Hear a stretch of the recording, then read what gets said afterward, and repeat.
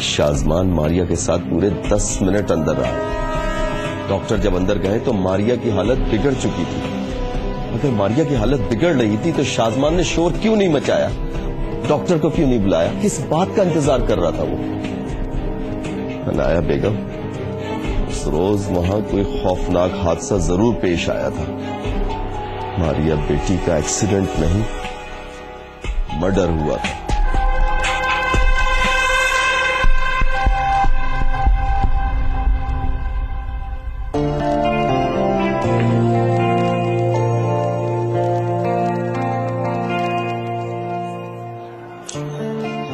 आपको बड़े घर में रहने की आदत है ना, ये घर उतना बड़ा नहीं।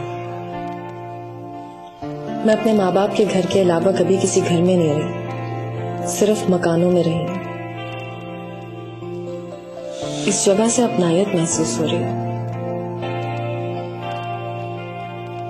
जल्दी घर बन जाएगा ये।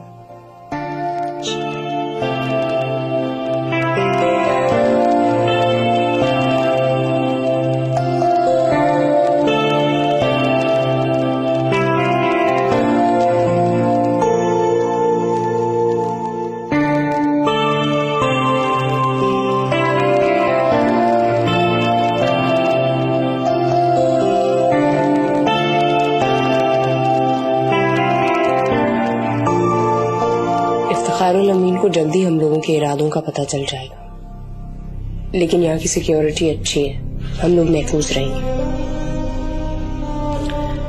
मौत ऐलान करके नहीं आती बेटा, जब ऊपर वाले ने लिखी होगी तो आ जाएगी। हम सियासतदान अपनी ताकत पे इतना भरोसा करने लगते हैं, भूल जाते हैं कि ऊपर वाले की हस्ती से बढ़कर और कोई हस्ती नहीं है, और फिर आखिर हम सब ने लौटकर उसके पास जाना है। मामा, आपने इतनी मायूसी वाली बातें करना क्यों शुरू कर दी? बुढ़ापे का असर है। आप रेस्ट कर, मैं खिज़र साहब से मिलके आती हूँ। तुम कह रही थी वो मुझसे भी मिलना चाहते? हाँ मामा, मैं तो सोच रही हूँ कि अगर आप उनसे जल्द से जल्द मिल लें तो हमारे केस को आगे बढ़ाने में फायदा होगा। जब तुम मुनासिब समझो। अब तो वक्त ही वक्त है मेरे पास। अब आपका आराम करने का वक्त है। आप टेंशन ना लें, मैं सब संभाल लूंगी।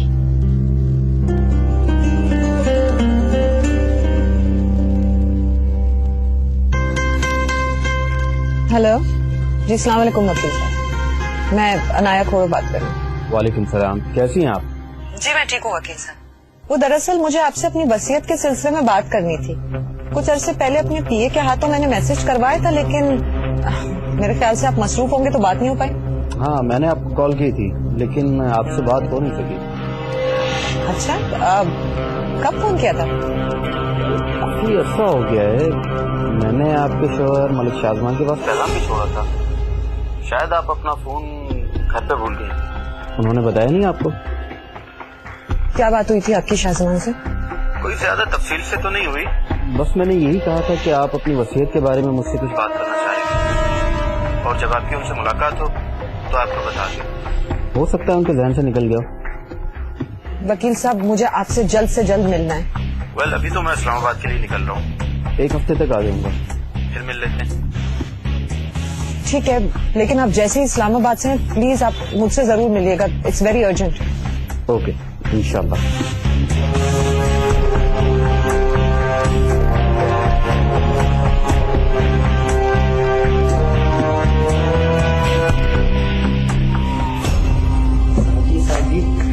बाइस पुलिस आई है। जाके पूछ काम क्या उन्हें। कहते हैं आपके नाम का वारंट है। शाजमीन और इर्म इफ्तिखारुल अमीन के जाने के बाद अकेली हो गई है। इन दोनों में से किसी एक औरत का एंड लगाएं, उसके बाद अनाया बेगम के बारे में भी सोचें।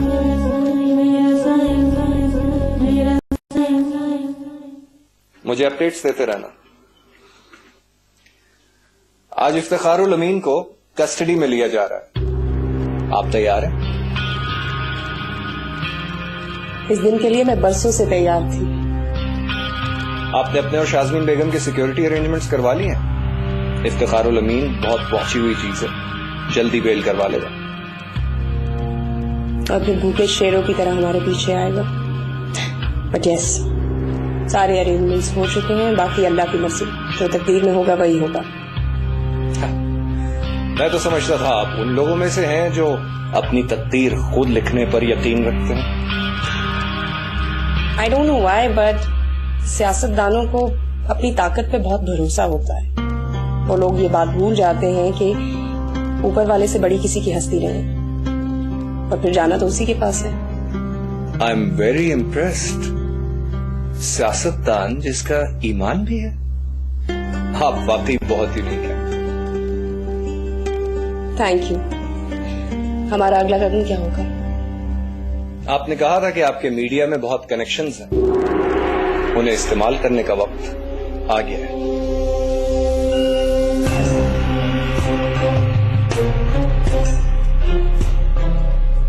हेलो, हाँ इरम,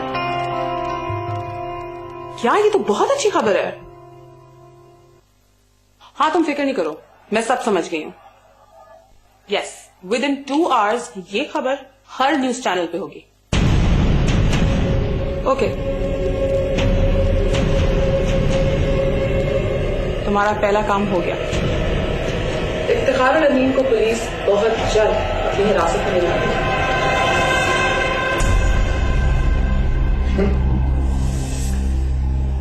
ये तो एक छोटा सा कदम है,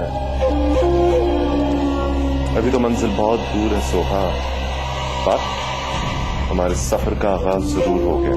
थैंक यू।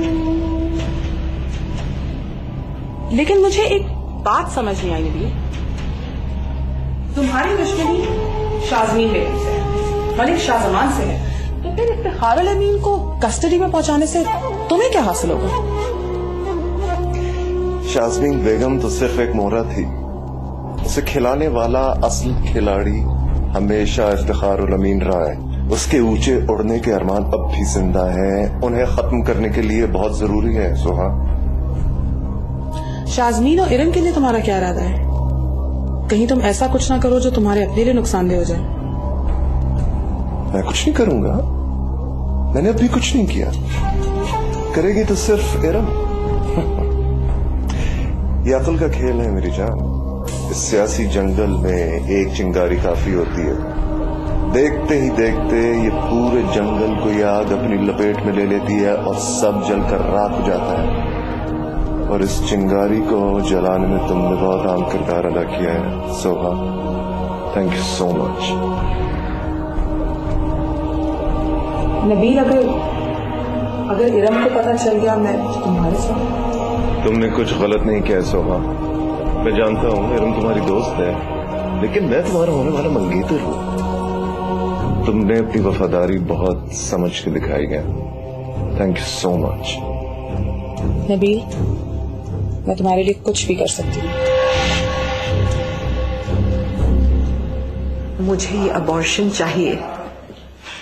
इससे तुम्हारी जान को खतरा हो सकता है। इस बच्चे के होने से मेरी जान को ज्यादा खतरा है। देखो, मैं तुम्हें जानती हूँ, इसीलिए तुम्हें समझा रही हूँ, वरना प्रोफेशनली तो मैं इतना हाई रिस्क ले ही नहीं सकती। मैं आपके पास सिर्फ इसलिए आई क्योंकि मैं आप पे सबसे ज्यादा एतबार करती हूँ। और मैं तुम्हें पहले दिन से यही बात कह रही हूँ कि अगर तुम्हारे दिल में कोई बात है तो तुम मुझसे शेयर कर सकती हो। क्या तुम्हें मलिक शाहजमान को लेकर कोई डर है? तुम कहो तो मैं उनसे बात करूँ। आप शाहजमान से कोई बात नहीं करेंगी। तुमने तो मुझे बेबस करके रख दिया, तुम मुझे अपनी मदद करने ही नहीं दे रही हो। मुझे इस वक्त आपकी मदद की जरूरत है, और अगर आप मेरी मदद नहीं कर सकती तो मैं मुल्क से बाहर जाके काम करवा लूंगी, लेकिन इस बच्चे को मैं इस दुनिया में नहीं आने दूंगी। मैं अपने मुस्तकबिल की खातिर अपनी जान पे जुआ खेल जाऊंगी।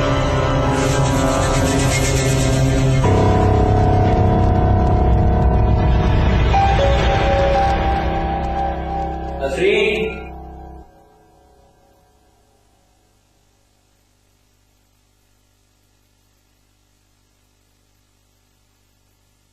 जी साहब। ये बताओ, बेगम साहिबा घर में या दफ्तर गई हैं? जी साहब, वो घर में हैं या नहीं? नहीं साहब। ठीक है, उसको भेज मेरे पास, नजीब को। साहब वो भी नहीं है। तो फोन करके बुलवा उसे, काम है मुझे उससे। साहब वही तो कह रही हूँ, नजीब साहब चले गए हैं, बेगम साहिबा भी चली गई हैं, अब वो यहाँ नहीं रहते हैं। क्या बकवास कर रही है तू? माफी साहब, आप जब 2 दिन सिकंदराबाद में थे, शाजमीन बेगम और इरम बीबी घर छोड़ के चली गई और नजीब साहब ने भी नौकरी छोड़ दी।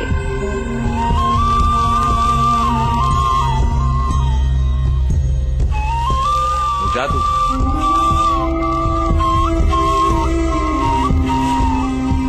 जी साहब जी, क्या बात है? बात बोली सही। जा जाके पूछ काम क्या है उन्हें। कहते हैं आपके नाम का वारंट है। किसकी मौत आई है मेरे नाम का वारंट लेके आया? सलाम वालेकुम।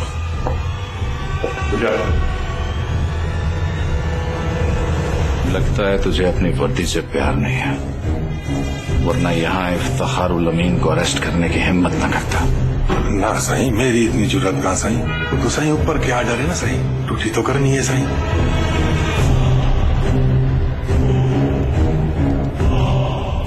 चार्ज क्या लगाया है साहब? करप्शन का सही, करप्शन का चार्ज लगाया है। मेरी 2 दिन की गैर मौजूदगी में शेरनी बन गई हो, मुझसे पीछा छुड़ाने की ये चाल चली है उसने। सही गुस्ताखी माफ सही, सही ऊपर क्या डर है सही, मुझे भी तो अपनी ड्यूटी पूरी करनी है ना सही। अभी आप मेरे साथ चले और सही मैं हूं ना सही, किसी किस्म की तकलीफ नहीं होने दूंगा सही। बाकी फोर्स मेरी दरखास्त में बाहर खड़ी है। मीडिया प्रेस व्रेस आ गया तो सही बात बढ़ जाएगी और बड़ी परेशानी हो जाएगी सही। और ठीक है, जा आता हूँ। मेहरबानी सही, मेहरबानी। दिन गिनना शुरू कर दो शाजमीन बेगम। साए की तरह मैं लाऊंगा तुम्हारे सामने में। मौत की दुआ करोगी और मौत नहीं आएगी।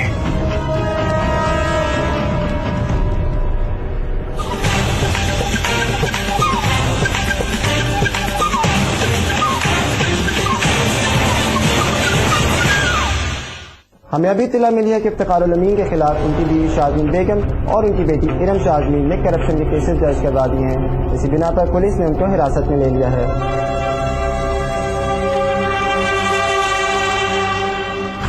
इस खबर ने पूरे मुल्क में तहलका मचा दिया। इफ्तिखारुल अमीन जो हमेशा अपनी बीवी शाजमीन बेगम का साथ देते नजर आए, आज उनके खिलाफ इतना बड़ा इल्जाम गर्दिश कर रहा है।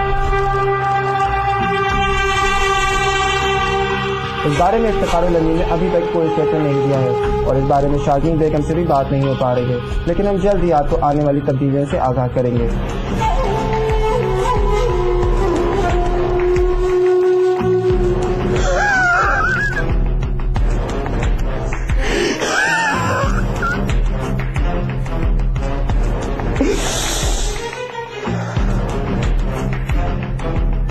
गिरती हुई दीवार को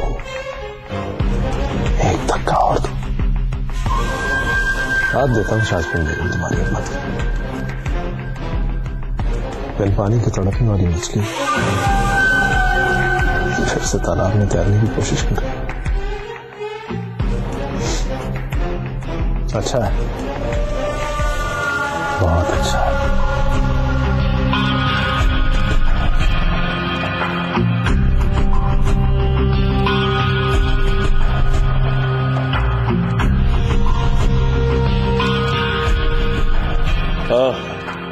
कोई खबर मिली? जी। क्या हो रहा है ये? शाजमीन दोबारा अपनी पोजीशन जमाने के चक्रों में? ऐसा कुछ नहीं होगा मामा।